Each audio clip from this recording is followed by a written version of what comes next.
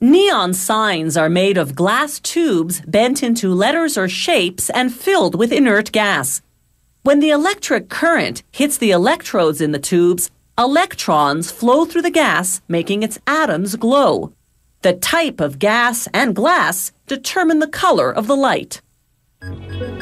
In a clear glass tube, argon gas gives off blue light, while neon gas produces red light. To create vivid designs, they can parlay those two base colors into more than 80 additional colors by using glass tubes that are colored with fluorescent powders. For instance, blue glowing argon gas in a yellow tube creates a green light. To shape the tube, they use a glass blowing technique. Following a pattern drawn on a fire-resistant sheet, they mark where they have to bend the tube.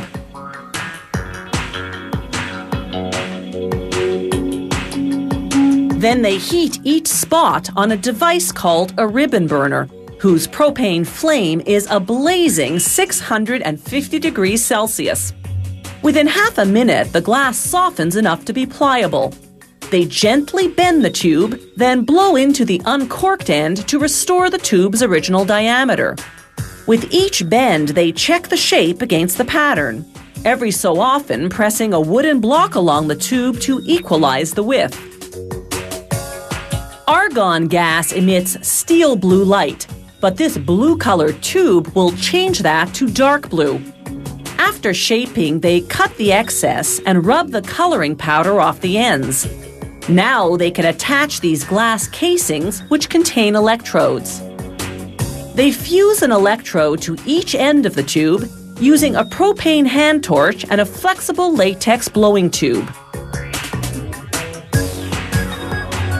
They seal the glass around one electrode but leave the other one open.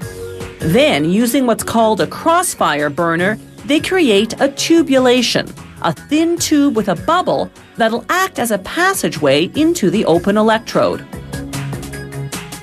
They fuse the tubulation to that electrode,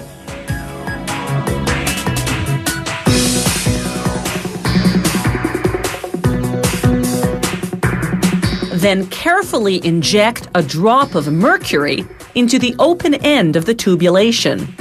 Argon gas needs a touch of mercury to brighten the color it emits. Neon gas doesn't. Using what's known as an end torch, they fuse the open end of the tubulation to a long glass tube leading to a pumping system. They connect the electrodes to the system, then power it up. The pump vacuums out the air, then injects the gas. The electrical current makes the atoms in the gas glow.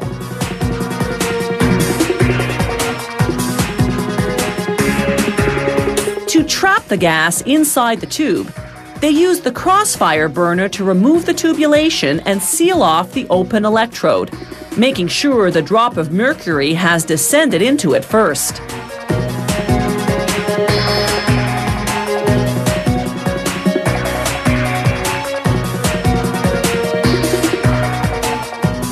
They dip the back of the sign into black paint.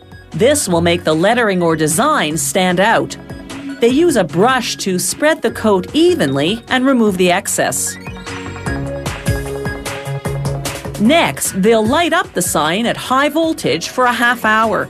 This will dry the paint and, more importantly, transform the liquid mercury into vapor that spreads throughout the sign. Using transparent clips, they mount the sign onto a black plexiglass background to make it stand out even more.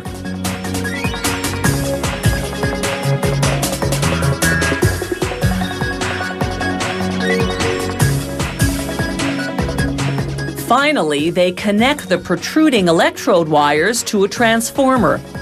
This transformer converts the standard 110-volt current from our electrical outlets into a high-voltage current, into the 3,000 to 15,000 volts you need to light up a neon sign.